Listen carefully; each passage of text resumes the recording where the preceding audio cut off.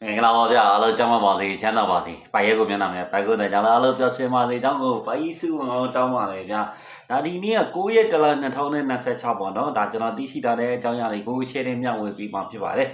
်ဒီလေးမျိုးရဲ့အနောက်ချမ်းမှာရှိတဲ့ညမှာအကြမ်းဖက်တည်ရှိတဲ့နေရာတွေကိုတက်မတော်ကဘယ်သူရှင်းလင်းတာရှိတယ်ဘယ်သူရှင်းတဲ့နေရာမှာအလုံး80နီးပါးလောက်60 90 80နီးပါးလောက်ပေါ့ဗျာဒါတက်မတော်ကအကြမ်းဖက်တွေကိုရှင်းလင်းနေတာကိုကျွန်တော်တွေ့ရှိရတယ်ဒီထိန်းသိမ်းမျိုးမှာရှိတဲ့တရေနောက်တခါရွာတို့တောင်ဘက်ရွာတို့အနောက်ဘက်ရွာတို့ပြီးတော့ထလင်းရွာတို့နောက်တစ်ခါကျတော့တောရောင်းရွာတို့ထမ်းပင်ကုန်းရွာတို့ပုံနာရွာတို့အဲ့မှာရှိတဲ့အကြမ်းဖက်တွေကိုဒေသခံတွေကိုသူတို့နဲ့ရောဆက်နေတဲ့သူတွေကိုဒါတက်မတော်ကအခုလိုမျိုးရှင်းနေတဲ့ခါကျတော့ထွက်ပြေးကြတာမျိုးရှိတယ်ရှောက်သိမ်းကြတာမျိုးတော့ရှိတယ်ဘေးလို့ရောက်ကိုရှောက်သိမ်းကြတဲ့ချုပ်ပြည်သူတွေကလည်းပဲချုပ်ကြမ်းဖက်တွေကလည်းပဲဒေသခံတွေနဲ့ရောရက်ပြီးတော့မှရှောက်သိမ်းနေကြတာကိုလည်းကျွန်တော်တို့တွေ့ရှိရတယ်ပြီးတော့မြို့နယ်ဒီကြောက်ထုမြို့နီးပေါ့ကြောက်ထုမြို့နီးမှာဆိုလည်းဒါတက်မတော်ကဘယ်သူရှင်းနေတာတွေ့ရတယ်နော်ဘယ်သူရှင်းနေတဲ့နေရာမှာလည်းပဲတော်တော်အလုံးကြီးများများဆဆကိုထုံတုံဆွဲနေတာကိုကျွန်တော်တွေ့ရတယ်ဒီရောဒေသကတော့ဒါတက်မတော်ကအခုတလုံးမှာနေတိုင်းလိုဇက်တိုက်လေချောင်းကအရေးယူနေတာကိုကျွန်တော်တို့တွေ့ရှိရတယ်ဒီစလင်းတို့စီပင်ကျွန်းတို့စိတ်ဖြူတို့ပေါက်တို့နောက်ကကံကောတို့မြိုင်တို့နတ်မောက်တို့ပြီးတော့ငဖဲတို့6တို့မင်းတက်တို့ကိုဒါတက်မတော်ကလေချောင်းရအစီရအရေးယူဆောင်ရွက်နေတာကိုကျွန်တော်တို့ကြားသိရတယ်เนาะသိလဲသိရှိရတယ်အဲ့ဒါမှာဘက်ဆိုလ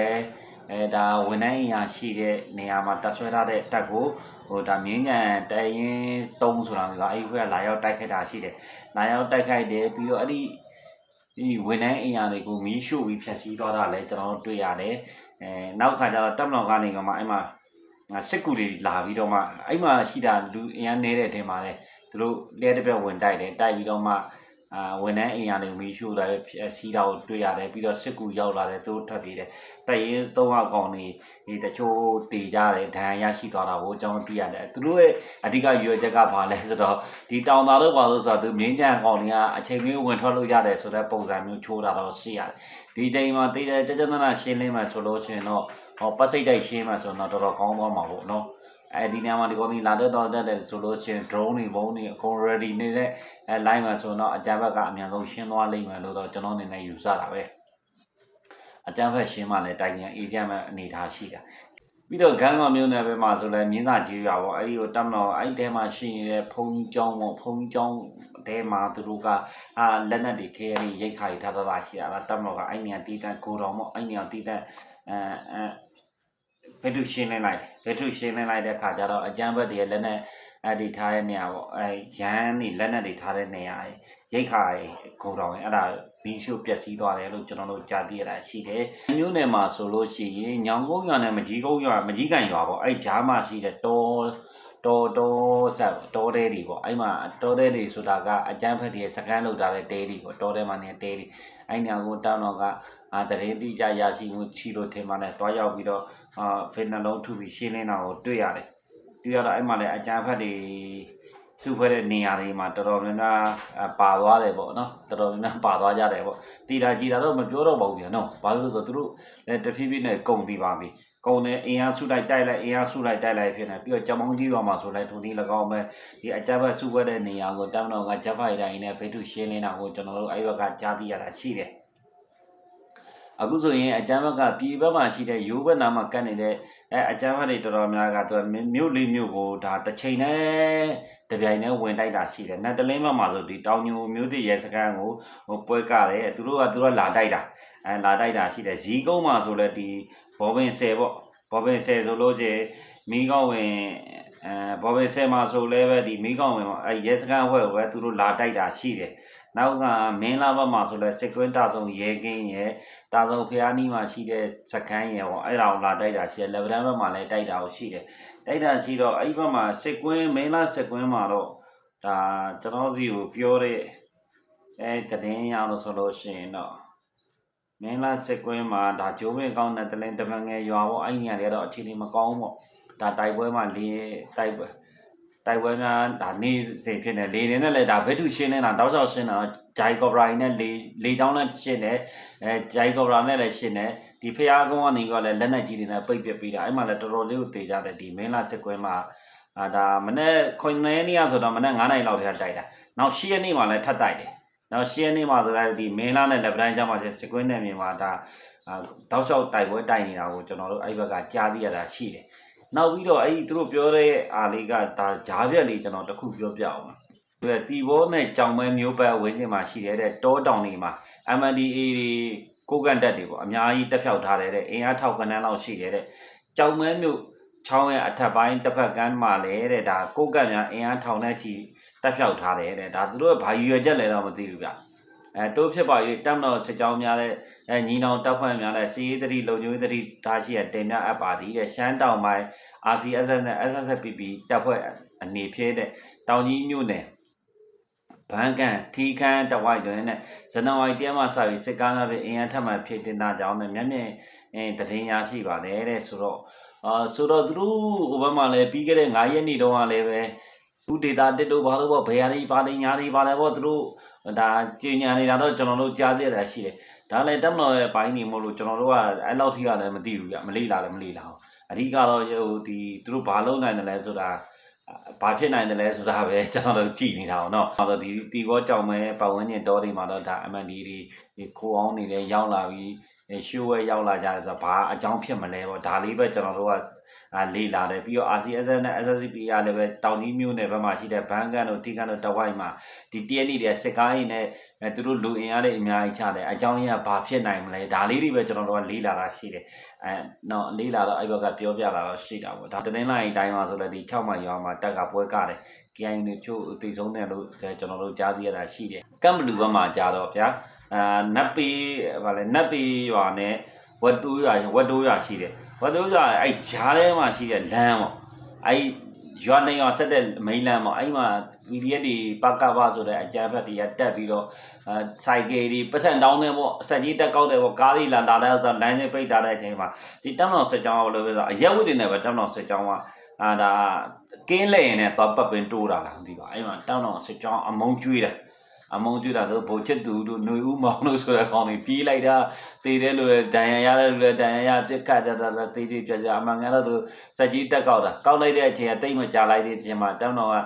လက်ကင်းလဲနေတဲ့အရက်ဝတ်တွေနဲ့လဲနေကြတာလဲနေတဲ့အချိန်မှာသွားတိုးတာအဲ့မှာတော့ဆိုပြည်သူစစ်တီကိုတမ်တော်သားတွေကအမုံကောင်းတွေကိုကျွေးပြတာတော်တော်များများတေးပြီးတော့ထွက်ပြေးကြတယ်လို့ကျွန်တော်တို့ကြားသိရတာရှိတယ်ပြီးတော့ဒီဝက်လက်မှာဆိုလဲဝက်လက်မျိုးနယ်မှာရှိတဲ့တစ္ဆိတ်ရွာကိုဒါတမ်တော်ကတစ္ဆိတ်ရွာမှာရှိတဲ့အကျန်းဖက်စခန်းကိုဒါတမ်တော်ကဗိဒုရှင်းလင်းလိုက်တာရှိတယ်အဲဒါဝိုင်းတွဲတွေနဲ့ရှင်းနေတာအလုံးနဲ့များတယ်အလုံး90ကျော်လောက်ကိုတော်တော်ရှင်းပြတယ်လို့ကျွန်တော်အဲ့ဘက်ကကြားသိရတာရှိတယ်နောက်အဲ့ဝက်လက်အခြေချမ်းမှာရှိတဲ့ဒီကမ်းပြူရွာတို့မအုပ်ရွာတို့လည်းတမ်တော်ကတောက်ချောင်းနေပြီးရှင်းနေတယ်အဲ့မှာလောင်းတာကျောင်းကတက်ကြောင်းတောက်ချောင်းနေပြီးရှင်းတယ်နောက်ရွာတိတ်ရွာနဲ့ရေကမိုးရွာဘက်မှာလည်းစစ်ကြောင်းနေရတယ်စစ်ကြောင်းနေသူ့ပိုင်းလိုက်အဲဒီလိုဝိုင်းဝန်းပိတ်ဆို့ရှင်းနေတာတော့ကျွန်တော်တို့တွေ့ရှိရတယ်အမြန်ဆုံးဝက်လက်လည်းအေဂျင့်စီတင်ပါတယ်ဒီစကိုင်းတိုင်းတကွင်တော့ကတော့စစ်ကြောင်းနေဒီလိုမျိုးပိတ်ပြီးရှင်းမှာပဲအဆင်ပြေမှာဗျာဒီဘက်တစ်ကြောင်းသွားလို့ကျဒီကြောင်းကဘယ်လိုလာမလဲဆိုအဲ့ထိတ်မှာစောက်ပြီးတော့ဒီကောင်တွေကနေတော့မိုင်းဆွဲတာနဲ့လူအင်အားများများနဲ့တမ်လို့စစ်ကြောင်း100လောက်ပါဒီကောင်တွေ300လောက်အဖွဲ့4-5ရောင်းလောက်နဲ့ပေါင်းပြီးသွားစောက်ပြီးတော့မှတမ်လို့ဘိုင်းဆွဲတာတို့ဟိုလူအင်အားနေသွားတဲ့အချိန်မှာဝုန်းဆိုချတာတို့ရှိတယ်သို့တော်လည်းပဲအခုတမ်တော့အဲ့လိုမဟုတ်တော့ဘဲနဲ့စစ်ကြောင်းတွေကိုဒီကတစ်ကြောင်းဟိုကတစ်ကြောင်းဆိုဒီကောင်နဲ့ဒီမှာတိုင်ဝမ်မှာဟိုဘက်ကအမြန်ဆုံးပစ်ကူနဲ့စစ်ကူနဲ့ရောင်းဆိုပြီးတော့စနစ်တကျလုံနေတာတော့တွေ့ရတယ်တွေ့ရတဲ့အခါကျတော့အကြမ်းဖက်တွေရဲ့ထွက်ရလန်းကတော့နောက်ဆုံးတလန်းပဲရှိမှာပေါ့ဒီလိုပဲပြောရမှာနော်တမ်တော့ကတော့ကောင်းကောင်းနေနေရှင်းနေတာတွေ့ရတယ်တမ်တော့နေနေရှင်းရတဲ့ပြည်သူတွေအေးချမ်းဖို့ပါတိုင်းပြည်အေးချမ်းဖို့ရှင်းနေတာပေါ့နော်ဒါလိုပဲကျွန်တော်ပြောရမယ်ဒီရွှေဘုံမြို့အနီးမှာရှိတဲ့ဒီပေါချမ်းရွာမှာရှိတဲ့အကျန်းဖက်စခန်းတစ်ခုတောက်တော့ကဗိဒုရှင်းလင်းလိုက်တာရှိတယ်။အဲဒီမှာကျွန်တော်တန်းတဲ့တချို့ဟာလေးတွေကိုဗီဒီယိုပုံလေးနဲ့တော့ပြတာပဲမှာပေါ့ပြတာပဲမယ်။တော့ဆိုတာအကျန်းဖက်ဒီရဲ့တည်ဆုံးပုံလေးတည်ဆုံးတာမျိုးပြတော့ပါဘူး။ဒီကျွန်တော်ထိမ့်သိမ့်နဲ့မီးလောင်တာတွေပါညာလေးတချို့ဟာလေးတွေကျွန်တော်ပြပေးမယ်နော်။ပြီးတော့ဝက်လက်ကမ်းယူရွာဘက်ကလည်းတောက်တော့ကစစ်ကြောင်းထိုးနေတယ်။အကျန်းဖက်ဒီဆိုလို့ရှိရင်တော့လက်ကုံနိုင်ပေါ့ဗျာဒီလိုပဲပြောရမှာနော်ပြီးတော့ကျွန်တော်ဒီဘက်ဆက်ဆက်ယူဘက်မှာရှိတယ်ဗျာဆက်ဆက်ယူဘက်ကျမှဒီစောပြကြီးရွာပဲပြောမှာစောပြကြီးရွာမှာဟို ARD PDF လို့ပဲပြောမှာပေါ့အဲ့မှာပါရေတရဲဆိုတဲ့ကောင်လားမသိပါဘူးသူ့တပည့်ရေတရဲဆိုတဲ့ကောင်တော့ခေါင်းရုပ်ပြဲပြီးတော့မှမီးကျုံးနေပြီးတော့မှခဏကိုခေါင်းမိုင်းရမရှိဘူးဖ ခင်မိုင်းရကြတော့လည်းခြေတော့သေးပါရင်မရှိတော့ခန္ဓာကိုယ်အလဲအလုံးလောက်လေးနဲ့နည်းနည်းလေးပဲရှိသူတပည့်ကတော့ခန္ဓာကိုယ်ကောင်းကောင်းမွန်နဲ့တွေ့တယ်တီဆုံးတာပေါ့ဟိုတက်မောက်ကဟိုနေ drone နေနဲ့လက်နဲ့ကြည့်နေပြည့်ထုရှင်နေတယ်အဲ့မှာလည်း AD လည်းတော်တော်သေးပြီးတော့လစ်ပြီးထွက်ပြေးကြလို့ရှိတယ်နောက်တစ်ခါကျဒီကြောက်ပြူ6မြောက်ဘက်ဆိုလဲဒါ drone နေနဲ့တော့တက်မောက်ကရှင်းလင်းနေတာရှိတယ်အဲ့ဒါလေးလည်းကျွန်တော်ဗီဒီယိုလေးတွေအစီအပြေပြပေးပါမယ်เนาะဒီနောက်တစ်ခုကျတော့ရခိုင်ဘက်ကသူတပြန်ကိုတပြန်လိုမျိုးတော့တချို့နေရာတွေမှာတွေ့တယ်ရိုးဘက်တွေမှာလည်းသူတပြန်ကိုတပြန်လိုမျိုးတော့တွေ့နေရတယ်ပဲနေနေတော့ကျွန်တော်တို့တိတ်ပြီးပြောလို့မရတယ်တချို့သတင်းတွေကြတော့အဲ့ဒီရခိုင်ဘက်ကကြတော့အပြင်သိမ့်မထွက်တာများတယ်ထမျက်နိုင်ကတော့မွတ်စလင်တွေနဲ့ပတ်သက်ပြီးတော့ဦးစားပေးတွေဒါလုံနေတာတော့တွေ့ရတယ်ဦးစားပေးမွတ်စလင်တွေနဲ့ပတ်သက်ပြီးတော့ဦးစားပေးလုံနေတယ်မွတ်စလင်တွေတော့တော်တော်များများစီအောင်တာတွေ့ရတယ်မောင်တော်ဘက်မှာလည်းဒီအာစာတွေဘက်ကလွဲလို့ပေါ့အားလည်းဆိုလို့အာစာတို့ဘက်ကလွဲလို့ဒီဘက်မွတ်စလင်တွေကိုတော့သူနေရာတော်တော်များများပေးနေတယ်ရဲဌာနတွေမှာပေးတယ်စစ်ဘက်ဆိုင်ရာတွေမှာပေးတယ်နောက်အုပ်ချုပ်ရေးပိုင်းဆိုင်ရာတွေမှာပေးတယ်ထွေအုပ်တို့လိုပုံစံမျိုးပေါ့နော်အုပ်ချုပ်ရေးမှု1တို့2တို့ဒါမျိုးအတွင်းမှုတို့သူအဲ့လိုဘိုင်းတွေမှာပေးတယ်ဟိုတွေ့ရတယ်အဲ့တော့မွတ်စလင်တိုင်းမွတ်စလင်ပြည်နယ်ဖြစ်မလားဘာဖြစ်မလားတော့မသိဘူးတောင်းတော့ခုချိန်မှာပြည့်သားတော့မရှိသေးတော့ကျွန်တော်တို့ကလည်းကြည့်အောင်ပါနော်ပြည့်သားမရှိသေးတော့ဘယ်နောက်တော့တိုက်လိုက်ဘယ်နောက်တော့အပြတ်ရှင်းလိုက်ဘယ်နောက်တော့ဘာတော့ပါအဲ့ဒါမျိုးတော့မတွေ့သေးဘူးဟိုနားလေးဒီနားလေးဟိုနားလေးတိုက်လိုက်ဒီနားလေးတိုက်လိုက်ဟိုနားလေးတိုက်လိုက်ဒီနားလေးတိုက်ဒါမျိုးတော့တွေ့ရတယ်တိုက်တဲ့နေရာတိုင်းမှာတော့သူတပြန်ကိုတပြန်နေတော့တွေ့နေရသေးတာပဲပြည့်သားဟိုရှင်းသွားပြီဆိုတဲ့နေရာကြရင်တော့ဒါဝမ်းသာစရာပေါ့နော်ခုချိန်မှာတော့တိုက်ပွဲတိုက်နေရဆိုတော့အဆုံးပြတ်တော့မရှိသေးဘူးပေါ့ခိုင်ရနည်းနည်းကျန်တဲ့အဖွဲ့အစည်းတဲ့စာလို့ရှိရင်ရခိုင်နည်းနည်းလေးပါနှက်တယ်သူတို့နေအောင်သူတို့ကျွမ်းကျင်တဲ့ပုံစံရှိတယ်အဲ့တော့ပူတတိထားမယ်လို့ပဲပြောရမှာပေါ့ဗမောကလည်းတိုင်ဝတာကနာ AC ပဲကနာ AC ပဲဗမောပဲတိုင်ဝရှိတယ်ပြီးတော့နောက်တစ်ခါကျတော့ကချင်ဘက်မှာလည်းမျိုးတစ်မျိုးဟိုစွန့်လွတ်လိုက်တာရှိသေးတယ်